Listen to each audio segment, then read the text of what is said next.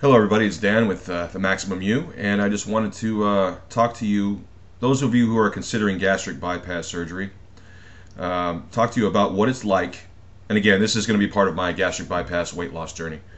Um, what it's like, there's a little bit of fear and anxiety because everything that you knew before is getting ready to change. I'm describing my point of view. Everything I knew was getting ready to change. It was pretty serious, and they require you to go on a 1 month long strict calorie diet, very strict, and they want to see if you can lose 10 to 20 pounds in that diet in that time to see if you're capable of maintaining the weight loss once you've had the surgery. So I went down to Mexico. They put me on this diet. I also had a couple of a small amount of other medical problems, like I had sleep apnea. They gave me a CPAP machine. That right there was like an instant. I felt better instantly just using that CPAP machine. But they found, they do medical tests, they do tests on your heart, they do tests on your blood sugar, they do your blood work and everything like that. And down in Mexico, it comes back real fast. There's really no waiting. Another thing was that the hospital that all this testing and stuff like that was done in was right across the street from the clinic. So it was real convenient. They really have their act together. They really do. I can't say enough about this experience. Basically, they put you on the strict diet. And I lost, I think, 15 pounds in a month without really even trying. I mean, all my food was pretty much prepared for me. We have a live-in housekeeper where I was staying at the time, and I was staying at the family home, and we had a live-in housekeeper she would bring me a sandwich and some corn chips, and I would eat that, and it was real easy. And I lost some weight, and basically they took me back to Mexico, and they said, okay, for 1 week. A full 7 days before the surgery, they're like, okay, your surgery is scheduled for January 23rd. By the way, today, January 23rd, today is my surgiversary. Yay me, and I'll tell you a little bit about that in a second, but they're like 7 days before, right directly prior to the surgery is going to be the hardest part because you're going to have to go on an all soup diet, an all liquid diet. You're going to be allowed to eat just chicken broth or what they call consommé, and it's real. That's rough. That's real rough. You can eat as much of it as you want, but the purpose of that is to shrink down your liver. And it's a real bona fide medical purpose. So what they want to do is they want to shrink your liver down so that it's up and out of the surgeon's way when he goes in there to do the operation. Now, there have been people that have, on the last day, they're doing it, and they're doing it on the last day. They have a pizza or there's something like that, and they have to start all over again.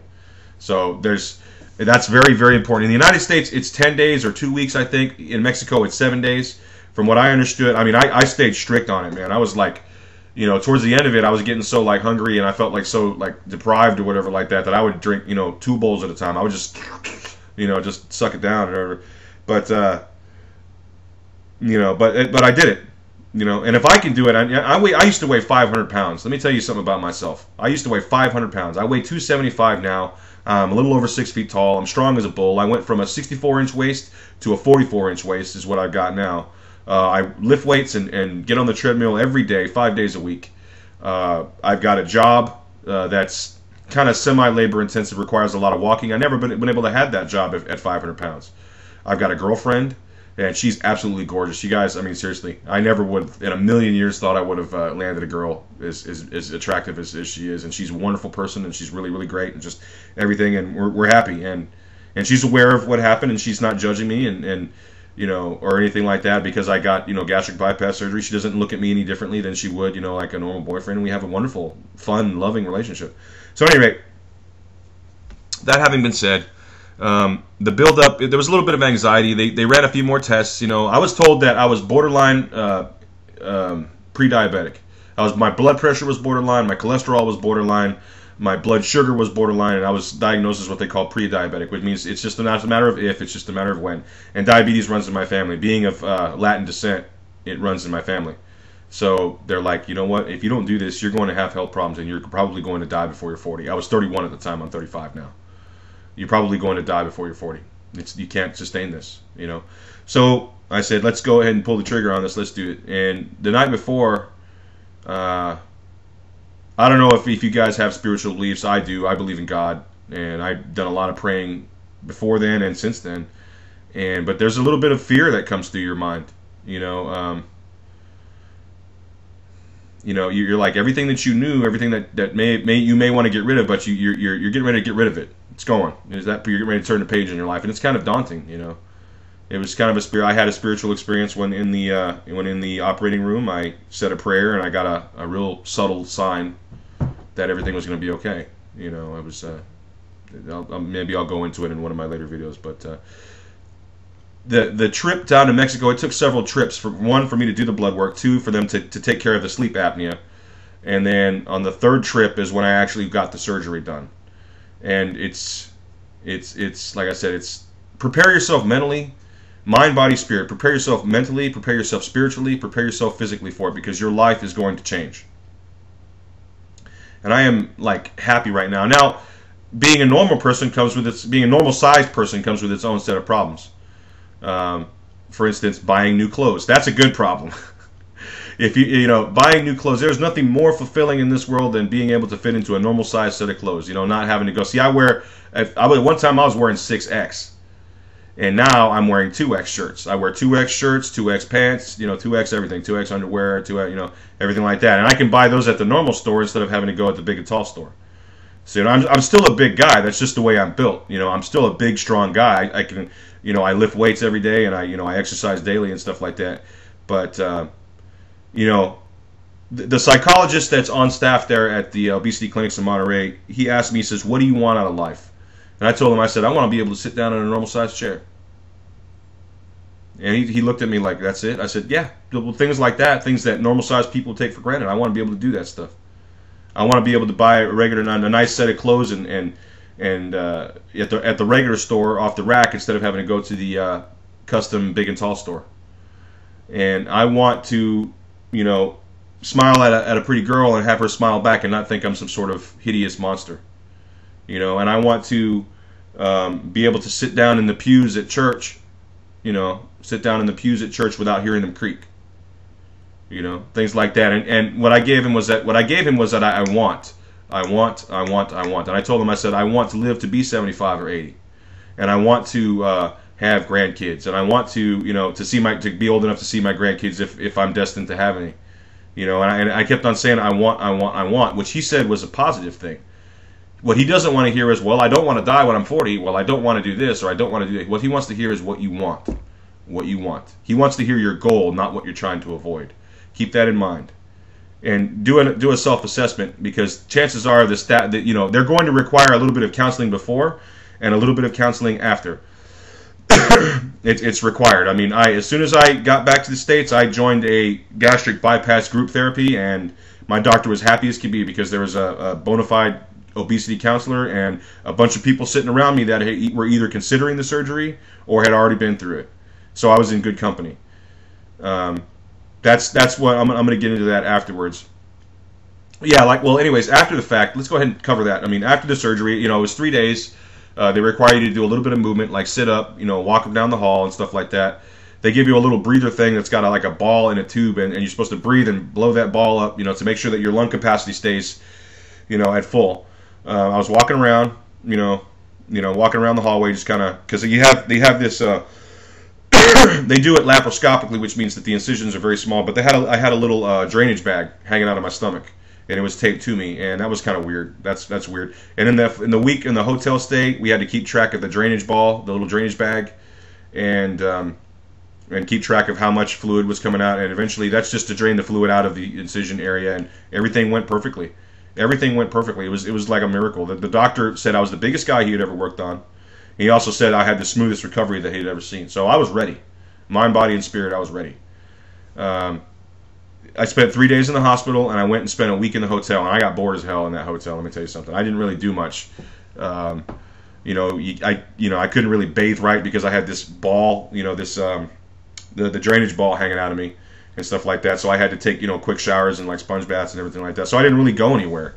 I didn't really do anything or go anywhere. I just kind of stayed there, and I got bored stupid, And my father was there, helping me out, watching over me and stuff. And if I needed something, he would go and get it and that kind of thing. And because he knew I didn't want to really go out. But when I came home, everything was different. I mean, everything was different. I mean, my mom and like a couple of my family members. That's the good thing about having a big, a Latino family or whatever. They all kind of rally around people. When somebody's in need, they all kind of come together or whatever.